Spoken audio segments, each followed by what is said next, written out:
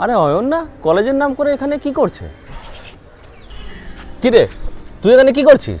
তোর বাবা এত কষ্ট করে দামি কলেজে পড়াশোনা করাচ্ছে আর তুই নেশা করে ঘুরে বেড়াচ্ছিস? আরে হ্যাঁ, আরে ছেড়ে দাও না গো, ছেড়ে দাও। হ্যাঁ, কি করছো? এই তো তোর বাবার সঙ্গে এক্ষুনি দেখা হলো, চল বাবার কাছে চল। কি কষ্ট। ওই তো তোর বাবা, চল তোর বাবাকে গিয়ে জিজ্ঞেস করবি এত দামি কলেজে তোর বাবা কেন পড়াচ্ছে তোকে। বাবা, কি রে বাবু, তুই এখানে? তুমি আমাকে এত দামি কলেজে পড়াও কেন? আমি সারা জীবন যা কষ্ট করেছি, আমি চাই না যাতে আমার ছেলে এত কষ্ট করে, তাই ওকে এত দামি কলেজে পড়াচ্ছি। দাদা আপনি ভুল ঘোড়ায় বাজে লেগেছেন, কলেজের নাম করে এদিক ওদিকে নেশা করে, আপনি জানেন?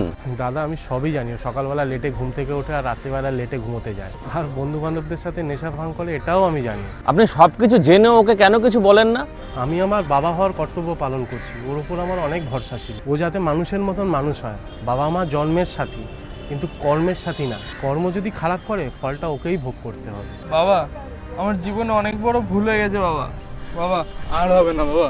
ঠিক আছে বাবা, এরকম ভুল যেন আর করিস না, জীবনে এগিয়ে যা। হ্যাঁ, যাক, ছেলেটা সঠিক পথে ফিরল। বন্ধুরা, সাময়িক খুশির জন্য বাবা মার ভরসা ভাঙবে না, কারণ তোমার সাফল্যের জন্য তাদের জীবনের সমস্ত খুশি ত্যাগ করে। আর বন্ধুরা, ভিডিওটা ভালো লাগলে অবশ্যই লাইক, শেয়ার আর সাবস্ক্রাইব করে দাও।